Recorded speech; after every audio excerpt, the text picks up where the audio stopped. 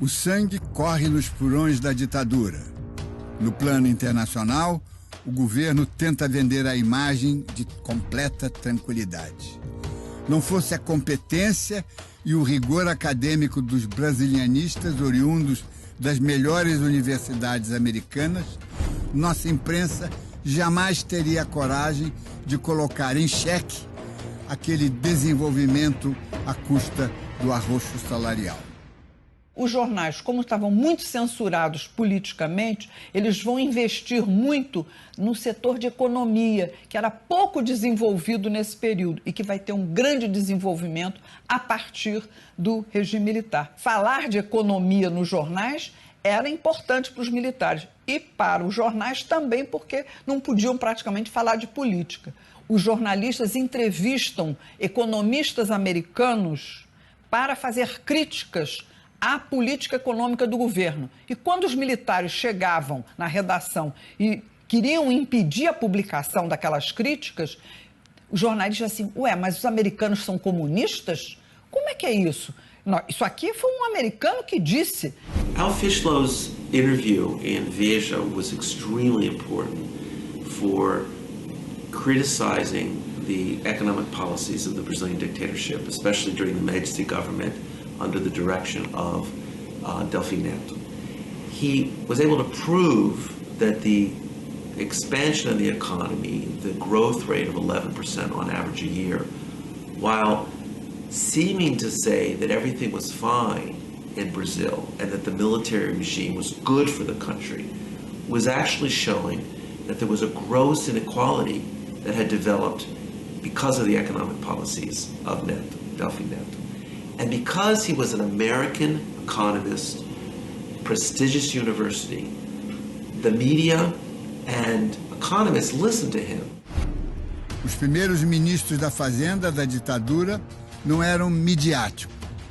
Costa e Silva, menos intelectualizado do que Castelo Branco, procurou tornar mais simpático o comando da economia e trouxe de São Paulo um indicado de Paulo Maluf, Antônio Delfim Neto, o robusto e desconhecido professor de economia, com sotaque paulistano, algo engraçado, que logo atrai os holofotes da imprensa e gosta disso.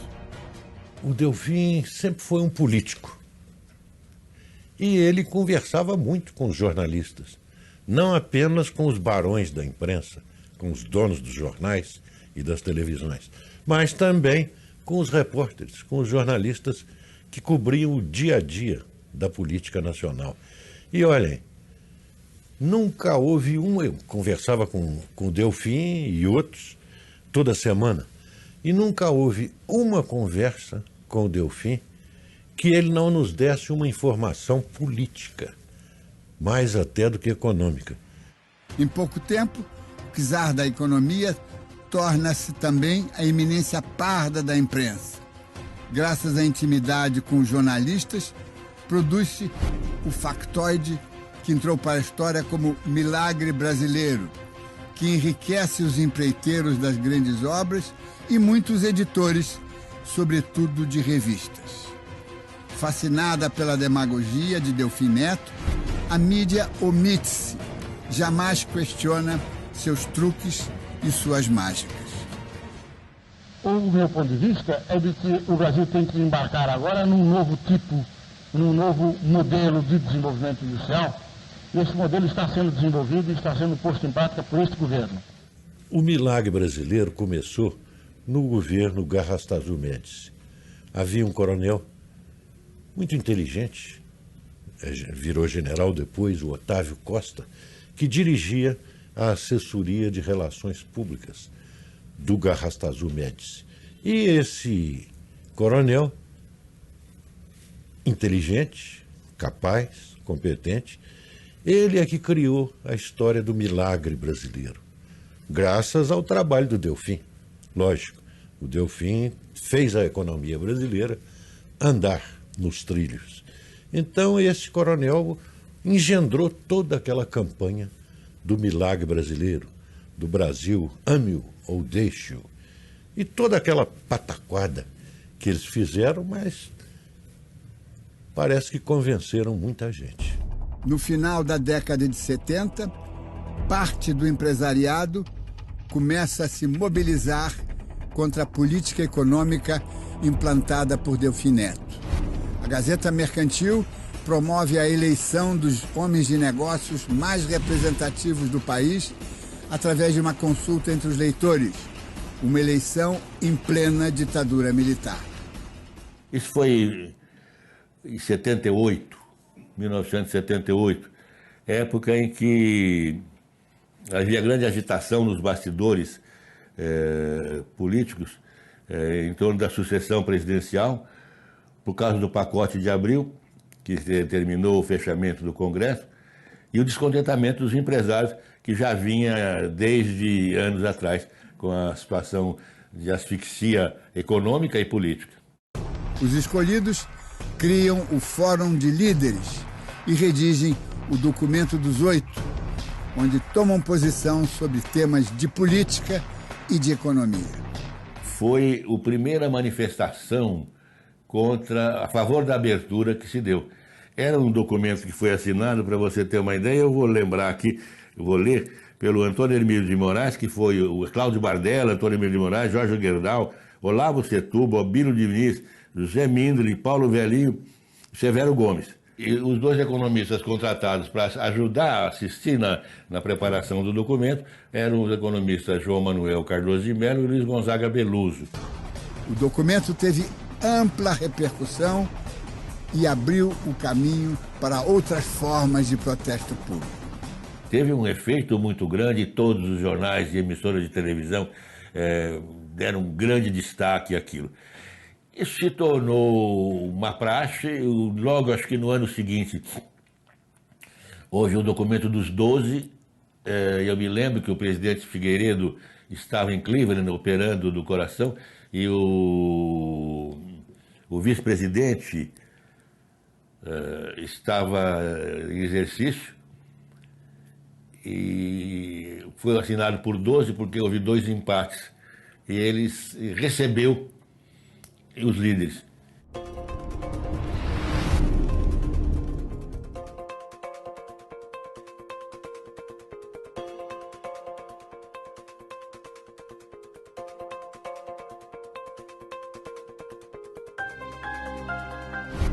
Os próprios militares foram responsáveis por várias brechas no arroxo informativo, quando por arrogância e onipotência apregoavam seus triunfos contra a resistência armada, a quem chamavam de terroristas. A notícia da emboscada que culminou com o metralhamento e a morte do guerrilheiro Carlos Marighella em 1969 é celebrada pelo próprio aparelho da repressão, de modo a desestimular a resistência ao regime militar. A sociedade descobre, assim, que a imprensa deixa grandes lapsos informativos. Ele saiu da prisão em julho de 1964 e a partir de 1967, quando ele rompe com o Partido Comunista e passa a se dedicar com mais intensidade à preparação da luta armada contra a ditadura, o Marighella volta às primeiras páginas até ser declarado em novembro de 1968 pelo ministro da Justiça inimigo público número 1. Ele não tinha mais como levar a palavra dele, as mensagens dele, certas ou erradas, ele não tinha mais como se comunicar com os brasileiros. A imprensa ecoa a condição de inimigo do Estado imposta a Marighella e ressalta o esforço repressivo da ditadura. Na emboscada, 24 policiais matam o guerrilheiro Marighella sozinho e desarmado. Sob forte censura, os jornais não conseguem burlar o controle de informações imposto pela repressão. 5 anos após a morte de Marighella, suicida-se Frei Tito, um dos frades dominicanos que deram suporte à Ação Libertadora Nacional. Era uma época em que a Igreja Católica estava se renovando. O Concílio Vaticano II, que instaurado pelo Papa João XXIII, e o concílio transformou a Igreja Católica. É o famoso aggiornamento, que é uma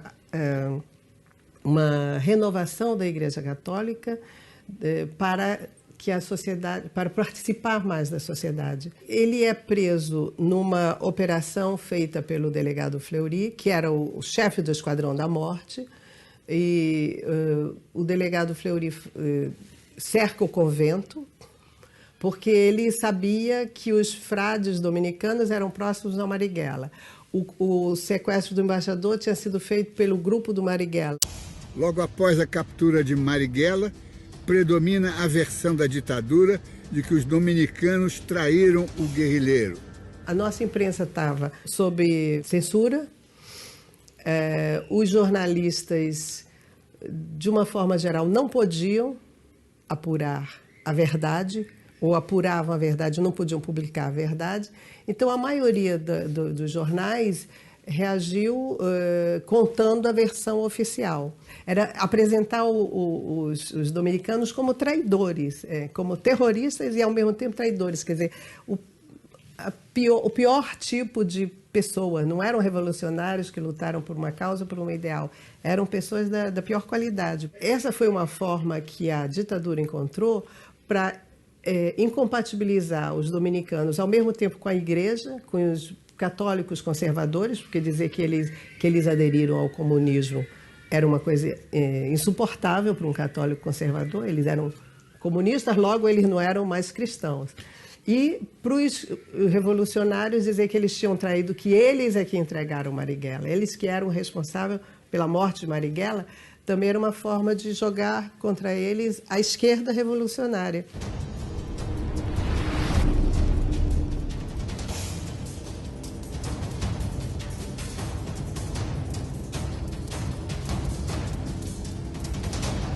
Deprimido, cheio de culpas, Frei Tito põe fim à sua vida em um convento francês, onde buscou abrigo depois de ser submetido a sessões de tortura para informar o paradeiro de Marighella.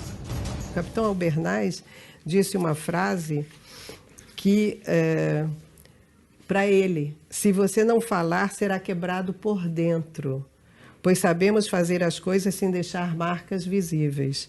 Se sobreviver, jamais esquecerá o preço de sua valentia. E eles quebraram Tito por dentro. Ele saiu do Brasil, mas ele levou os torturadores dentro dele. A morte de outro chefe guerrilheiro, Carlos Lamarca, e da sua companheira, a psicóloga Yara Yavelberg, em 1971, apregoada como façanha da repressão, desvenda uma realidade que a mídia era obrigada a omitir. No exílio, o ex-governador Miguel Arraes e o jornalista Márcio Moreira Alves montam a Frente Brasileira da Informação para chamar a atenção da opinião pública internacional para as arbitrariedades do regime militar. O grupo reúne pessoas de diversas correntes e edita um boletim em 7 idiomas. Quando a Frente Brasileira de Informação já tinha extrapolado esta fase de denúncia da tortura, nós começamos a elaborar textos muito importantes. Eu me lembro sobremaneira do estudo que foi feito sobre o milagre brasileiro. Foi um trabalho muito importante. Foi um trabalho importante não só para a denúncia e como instrumento de pressão sobre os militares, como também para o debate interno daquele grupo de exilados que estavam buscando, né, discutir politicamente o que poderia representar no futuro os alicerces de uma atividade democrática com respeito aos direitos humanos. Uma rede articulada por Márcio Moreira Alves é encarregada pela circulação das notícias e distribuição do boletim. Nós recebíamos em Argel absolutamente todas as revistas brasileiras da época e todos os principais periódicos publicados então. Quase todos os estados tinham acesso ao boletim. Naturalmente, a rede, as informações fundamentalmente vinham do Rio de Janeiro e de São Paulo. Mas nós recebíamos muitas informações de Brasília. Não podemos esquecer que a repressão foi muito violenta aqui em Brasília e que nós tivemos muitos casos de desaparecidos, torturados, etc., etc., na capital. Tínhamos também informações que vinham do Nordeste, sobretudo de Recife, e informações que vinham de Porto Alegre. Graças ao sucesso dos sequestros de 4 diplomatas estrangeiros, o país e o mundo souberam das violências nos porões da ditadura, escondidas pela censura. A única forma de libertar os presos que estavam sob tortura era a realização de sequestros, ou seja, nós fazíamos presos tão importantes para a ditadura que ela aceitasse trocar por alguns dos nossos presos. Aí surgiu a ideia do sequestro do embaixador americano, no qual nós libertamos 15 presos. Foi uma ação que não foi tão complicada assim, a captura do embaixador. Ela se complicou porque a casa foi descoberta e a entrega, a soltura do embaixador foi muito complicada. Parecia um filme policial americano com os carros sendo perseguidos e tal, mas no final tudo acabou bem. Mas foi uma feliz ideia e que permitiu a libertação de presos e depois foi repetida com outros embaixadores sequestrados e libertação de mais presos ainda. Entre as exigências dos sequestradores estava sempre a divulgação integral na mídia de manifestos contra a ditadura e fotos dos presos que seriam libertados em troca dos diplomatas, muitos deles ainda com sequelas visíveis das torturas. Jornais, revistas, rádio e TV tinham censores nas suas redações. Só era publicado, só era divulgado o que eles permitiam. Então havia um cerco muito grande. E isso nos levou a pensar que, além da libertação dos 15 presos, com o sequestro do embaixador americano, nós podíamos pedir mais e entrar nessa questão da divulgação do que estava acontecendo no país. Daí não foi bem um pedido, foi uma exigência, junto com a libertação dos presos, uma exigência da publicação, da divulgação do manifesto que nós elaboramos.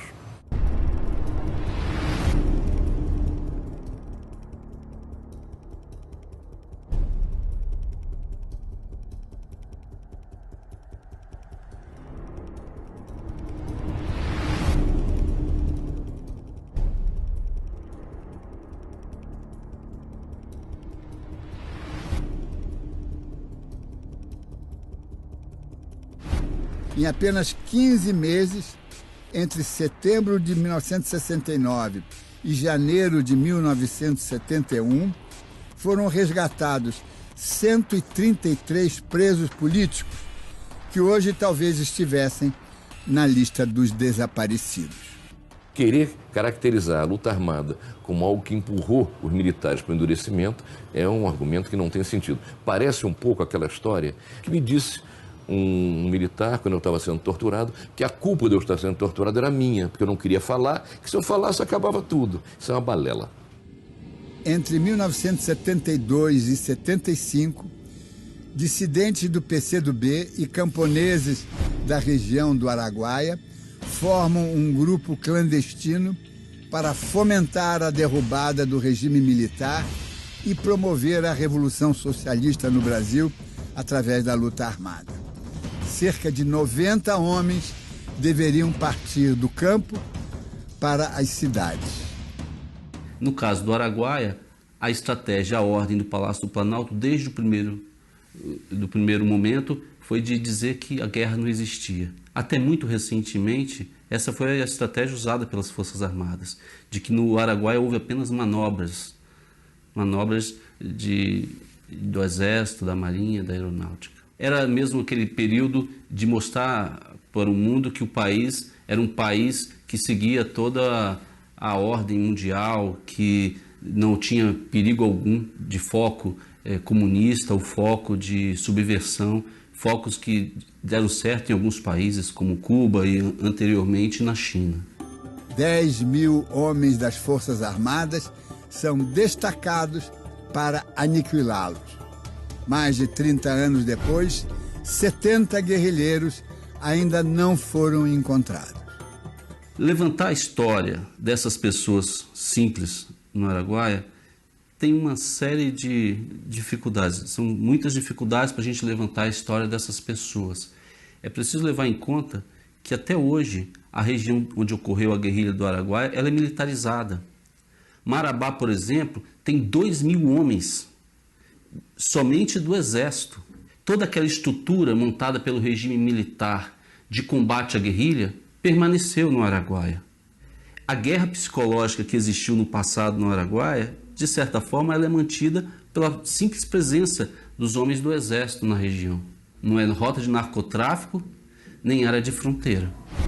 Autocensura é muito confortável para o censor. Ele dá ordem e quem a executa é o censurado. No dia 11 de setembro de 1973, o inspetor Borges da Polícia Federal passou pelo telefone uma ordem inusitada. O golpe militar no Chile e o suicídio do presidente Allende não poderiam ser manchete do jornal. Não contente em controlar o conteúdo, a repressão queria interferir na feitura do jornal. Indignado, engendrei uma resposta à altura. Sim, a morte de Allende não seria manchete. Aliás, não haveria manchete. A história toda, destacada com letras grandes, seria a manchete. O jornal esgotou, os telefones não paravam, o inspetor Borges ficou furioso, a direção do jornal preferiu não comentar. 2 meses depois, fui demitido por indisciplina.